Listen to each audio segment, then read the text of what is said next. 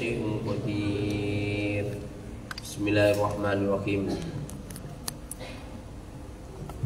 Kamu itu rasa gaya.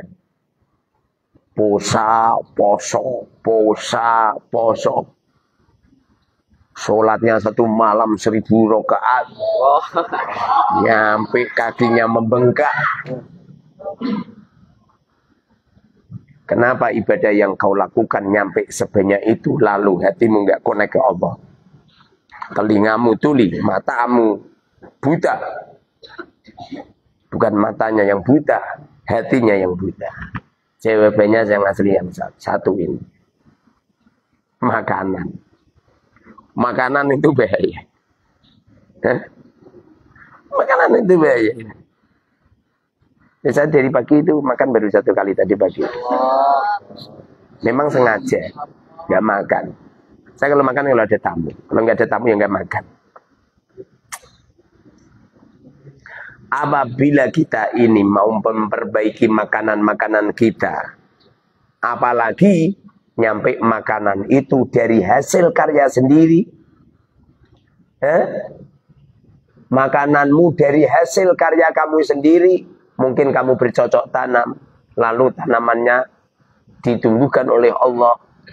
Tanaman-tanaman, buah-buahan kamu makan, hasil karya kamu sendiri, maka kamu akan mendengar sesuatu yang tidak mampu didengar oleh orang-orang yang tidak hati-hati akan makanannya. Bukan berarti aku melarang kamu untuk memperbanyak sholat dan puasa, itu bukan. Yang jadi masalah itu bukan masalah puasanya atau sholatnya. Yang jadi masalah itu bahan bakarnya. Kalau ada orang naik sepeda motor, bahan bakarnya dari pecerel. Bahan bakarnya dari air yang kotor, nggak bisa jalan. Bahan bakarnya harus benar. Dulu ada seorang ulama, ahli ma'rifat, ahli kasaf. Namanya kalau nggak salah itu Ibrahim bin Adham. Beliau ini termasuk putra seorang raja. Ayahnya kayak raja. Suatu ketika beliau naik, maklumlah anak raja, jadi bajunya bagus mewah, semuanya lengkap. Beliau keluar dari kerajaan, pakai kuda yang bagus, gedebek. Ya suaranya orang gedebek lah. Keluar dari kerajaan, nyampe di luar kerajaan, menuju ke hutan untuk berburu kidang, untuk berburu hewan-hewan untuk dimakan di rumah. Lalu di dalam hutan itu ada suara, ada suara yang terjemahnya begini. Alihada lima hulik tuh. Terjemah bahasa Arabnya maksud saya. Apakah untuk seperti ini aku menciptakanmu? Alihada lima hulik tuh kan? Apakah untuk seperti ini aku menciptakanmu? Ibrahim Adham ini langsung menjawab di dalam lewat mulutnya, lah. Tidak, langsung seketika naik menuju kuda. Semua peralatannya dibawa semua. Langsung ketepuk kembali lagi. Anak raja, kowe anak jangkrik.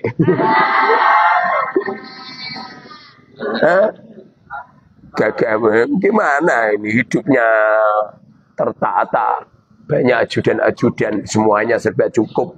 Beliau ini seorang lelaki yang gagah. Langsung setelah itu melihat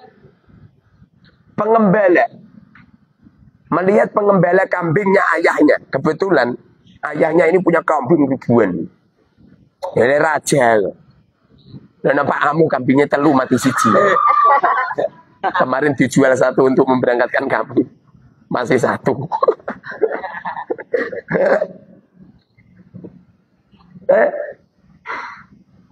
Setelah melihat pengembala kambingnya ayahnya, turun itu Ibrahim bin Adham, turun dari kuda, Setelah itu ngomong sama pengembala tadi,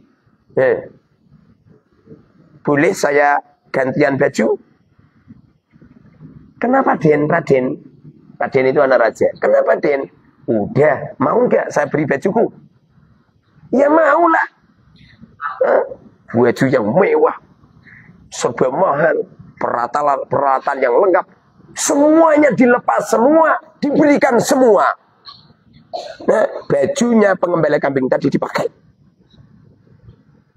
Ojo ngenes mikirmu. Lah terus gantine celana piye? Rasa mikir ngono. Wah, kayak rata wadus ya. Ganti.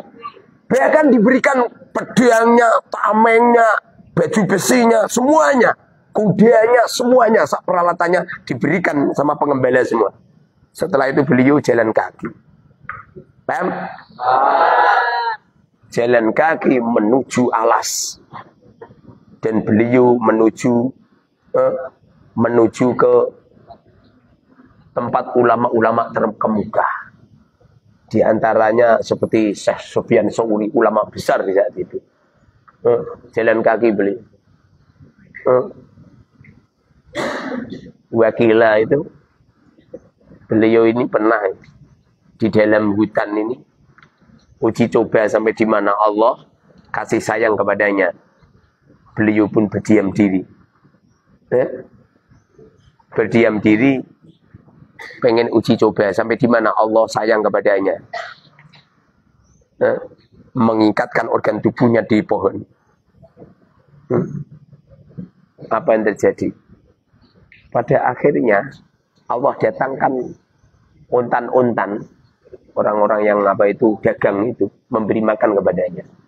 Dulu saya pernah itu uji coba sampai di mana Allah pernah itu masuk hutan malam-malam, lapar banget ya, padahal saya puasa ya. Kalau nggak salah itu puasa Senin ya. Malam Selasanya itu saya di hutan, lemes banget. Nyampe di hutan tuh ketemu sama tentara-tentara hutan. Setelah itu diberi makan.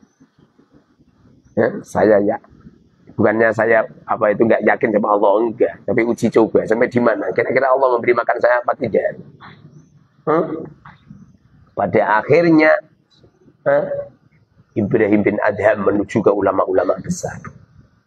Karena tujuan hidup ini tidak untuk mencari kesenangan, untuk mencari gemerlapnya dunia, mencari cewek-cewek yang cantik, mencari cowok-cowok yang ganteng, rumah-rumah yang mewah. Nggak bener semuanya itu. Kalau kita ini pengen menemukan sebuah kehidupan yang sejati, perbaiki makananmu dulu. Jangan pernah makan harta pemerintah. Dengerin. Jangan pernah makan harta pemerintah. Seumpamanya saat jadi pegawai negeri atau saat ini juga saya keluar. Mohon maaf, kamu jangan.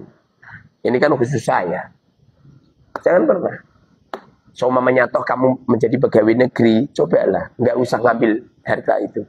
Kamu bekerja sendiri, punya toko sendiri dan lain sebagainya. Itu nanti apabila engkau memperbaiki makananmu, benar-benar halal, benar-benar dari usahamu.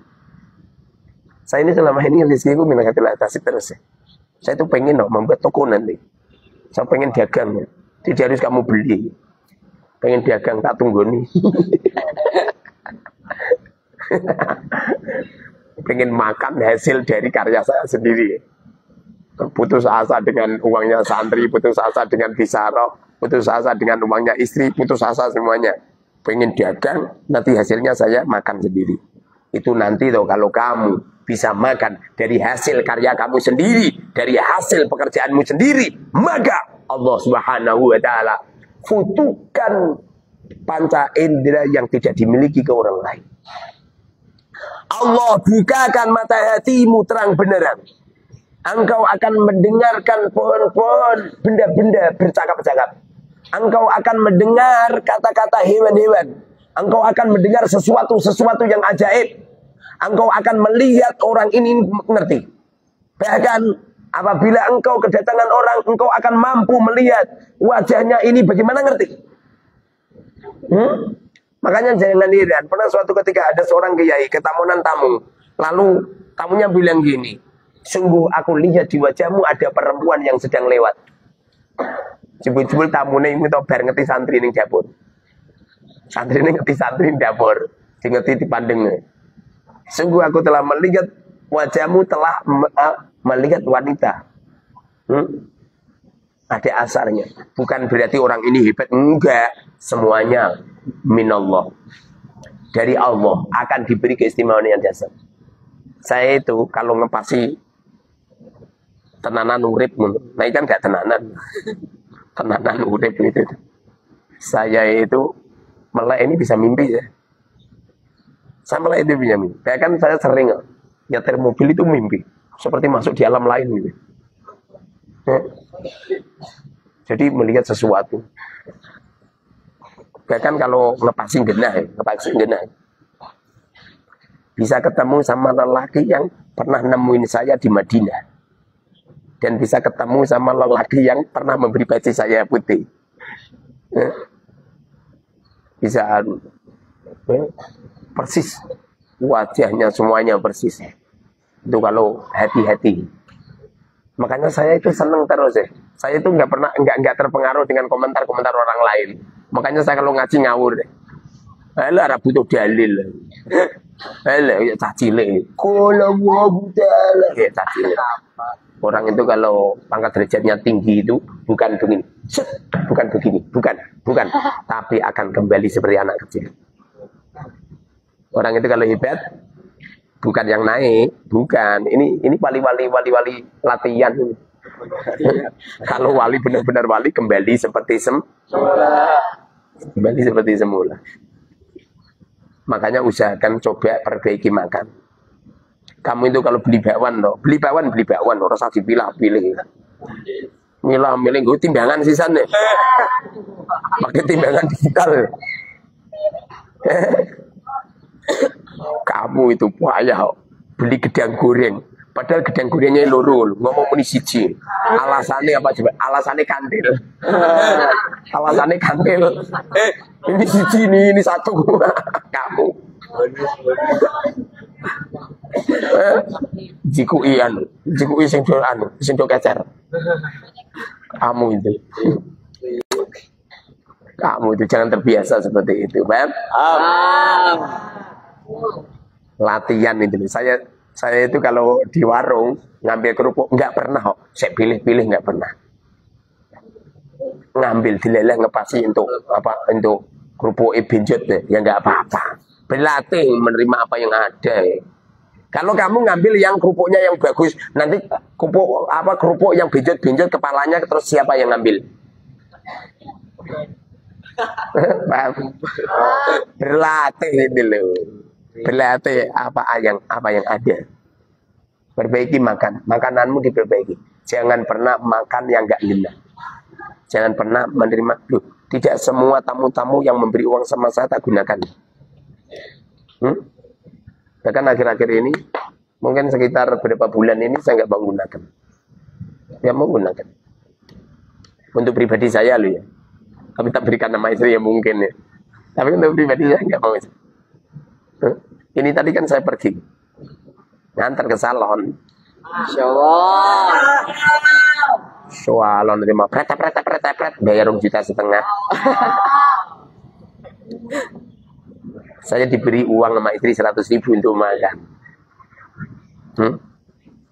Saya terima biar nggak kecewa. Lalu uang itu tak sedekahkan ke orang. Sedekahkan ke orang. Ustadz Mamer, rancang wong nak ati nelek. Sulit untuk menerima ilmu sehingga mudah untuk menilai yang negatif, yang jelek. Saya ambil uangnya, tapi tak berikan ke orang lain. Lalu saya pulang. Nanti setelah ngaji jemput lagi. Padahal selesainya jam 8. Amin. Perbaiki karena makanan inilah yang dasar. Kalau perlu jangan menggunakan makanan kecuali yang penting-penting saja. Yang penting-penting inilah yang menjadikan ijabah. Ajabahullahu al-mutar.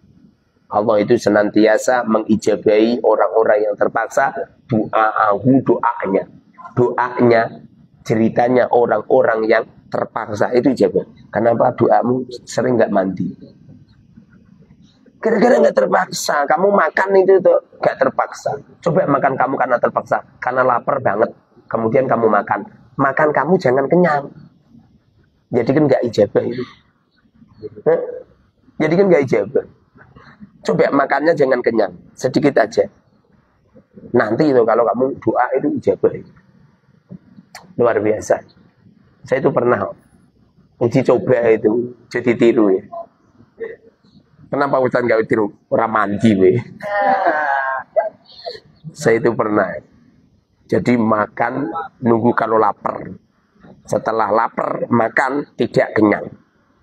Paling 1 sendok, setengah sendok. Tidak. Suatu ketika saya masuk di kamar, saya berdoa, ya Rob, ya Allah, minta uang di dalam lemari ini ya Rob. Kemudian saya buka.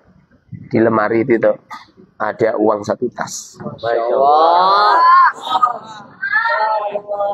Di waktu itu polisi, kebetulan ada polisi. Saya ceritain, polisinya minta cerita sama saya, kok bisa itu gimana? Lalu saya bilang, lu kamu kok malah takut aku? Aku dewi nggak ngerti ya. Setelah itu toh, uangnya ini saya bawa pergi, lalu tak sedekahkan semua. Habis, gak iso masak. Jadi saya tidak menggunakan uang di tas ini sama sekali. 1% pun ya. Kayak kowe. Senangmu doa ijabah terus kamu gunakan. Makanya gak mati denganmu. Karena doamu hanya untuk mencari keuntungan pribadi. Jangan pernah berdoa untuk keuntungan pribadi. Wong kamu jalan nemu uang seneng mupol. Ini orang jelek ini. Kamu jalan dapat uang 1 juta seneng, orang jelek itu. Ciri-ciri orang baik tidak akan mau mengambil. Kenapa nggak mau mengambil? Kasihan yang kehilangan uang ini getun orangnya, percaya nggak? Lo kok kamu ambil? Alasannya rizki minahailah tasib. Alhamdulillah, jangan diambil. Berlatih. Saya ngambil uang itu kalau ada uang 200 rupiah atau 500 rupiah kecacar itu ambil. Bahkan kemarin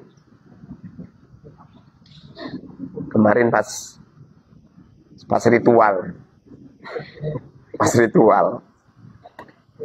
saya itu bermimpi berjalan kaki. Saya dapat uang banyak, tapi uangnya receh semua. Tapi banyak banget. Potonganmu, pikiran duit ya. Makanya kalau duit ini seneng. Ngipi untuk duit seneng ya buat. Kalau kamu wong soleh atau ngipi untuk tai seneng.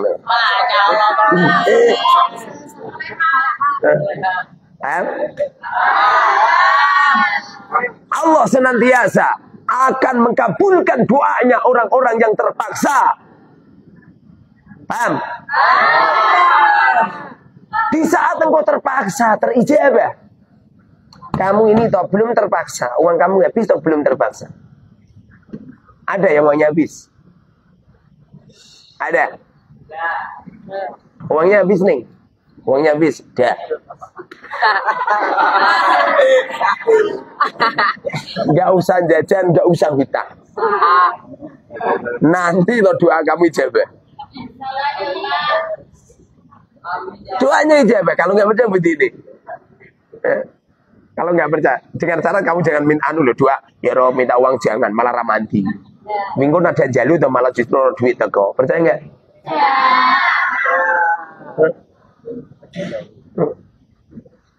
Pernah ada orang, kamu nggak punya uang, nggak punya Kiai. Jangan minta uang. Nanti kamu nggak ijabah, kamu nggak dapat uang min khairin tasib. Gitu ya Kiai. Iya. Setelah itu tuh tak datangi. Aku bawa uang banyak, tak berikan semua. Masya Allah Kiai. Masya Allah. Kamu doa tadi? Enggak Kiai. Saya bertahan tidak doa. Ya Rob, Allah rupanya mendengar suara hati saya. Senenge boleh. Padahal tak uwane duit terima 20 juta senenge boleh. Ngaku dewe itu ora seneng. Enak. Barang siapa di antara kamu tidak pernah lazat dengan uang, tidak pernah lazat dengan uang, tidak pernah lazat dengan makanan, tidak pernah lazat dengan harta benda, tidak pernah lazat dengan wanita yang cantik, tidak pernah lazat dengan lelaki yang ganteng, tidak pernah lazat dengan gemerlapnya harta, insya Allah kau akan dipilih oleh Allah yang terbaik. Paham tak? Pernah suatu ketika istriku bisi-bisi ke telinga. Istri bilang gini, Mas, kalau bisa kamu nikah lagi, Mas, sehingga ada dua wanita yang ditarbiyahkan kamu menjadi wanita yang salihah, tidak cuma saya. Apa kata saya? Seumpama hati saya connect dengan perempuan, istri saya dari Demak nyampe Banyuwangi kayak ngerenteng. Hati saya nggak connect. Paham tak? Seumpamanya hati saya connect, bisa dikahi.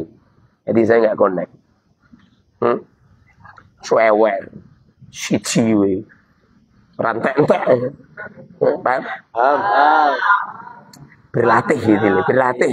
Buang jauh-jauh loh harta ini. Harta ini buang jauh-jauh. Paham?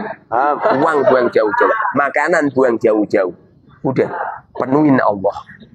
Penuhin Allah totalitas. Nanti kalau sudah seperti ini, kamu akan difoto sama Allah.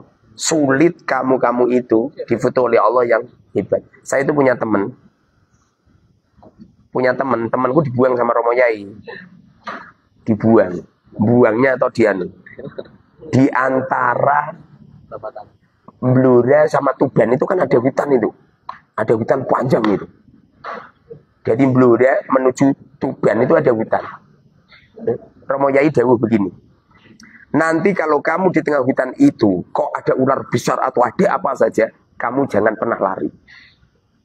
Setelah itu sendiko dawuh Yai. Romo Yai dawuh, jangan pulang sampai kapanpun kecuali saya jemput. Setelah itu toh Romo Yai bawa mobil sama supir terus diturunkan di tengah alas Tuban. Turunkan di sana. Malam-malam itu nggak dibawain uang sama sekali. Tidak dibawain baju. Bajunya cuma satu itu doang. Apa yang terjadi? Malam-malam tuh ada ular besar. Kowe melayu lagi ada wong mati teratapan. Nggak lari belum. 1 hari, 2 hari, 3 hari kelaparan dia. Di dalam hutan itu nggak pergi-pergi dia. Mereka menjauh dari jalan raya, menjauh. Delalah kersane Allah. Setiap malam itu tuh ada orang membuat bancaan. Jadi setiap malam itu ada orang membuat bancaan di hutan itu. Ada orang membuat bancaan baca manakib. Jadi orang ini toh setiap malam delelah makan ingkung. Setiap malam nyampe 16 hari. Lemu.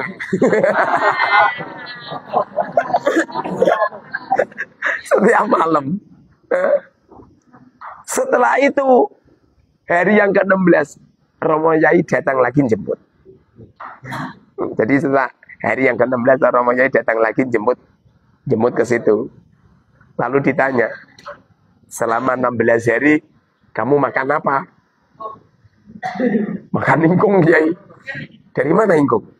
Setiap malam ada orang membuat bancaan.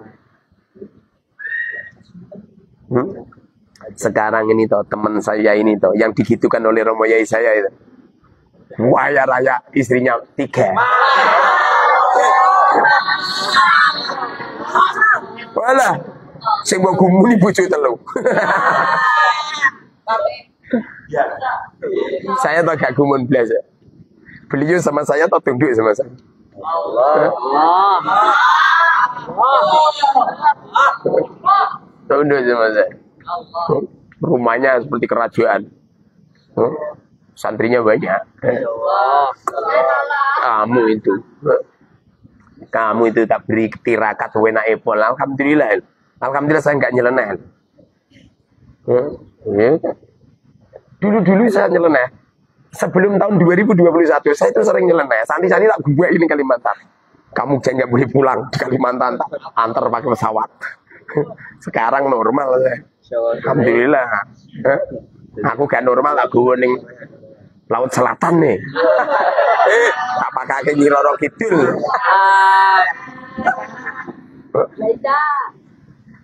Kamu itu enak di sini. Udah bagus ngaji, udah bagus ngapalin kitab, enak.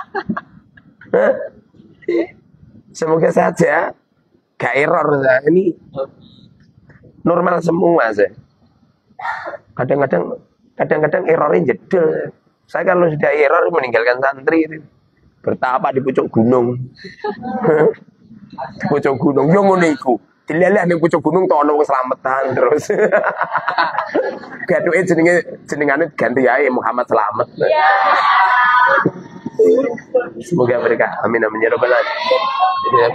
Allahumma salli wa barik ala sayyidina Muhammad wa sallim Muhammad. اللهم انفعنا بما علمتنا وعلمنا ما ينفعنا وزدنا علما. صلى الله على سيدنا محمد والحمد لله رب العالمين. الفاتحه.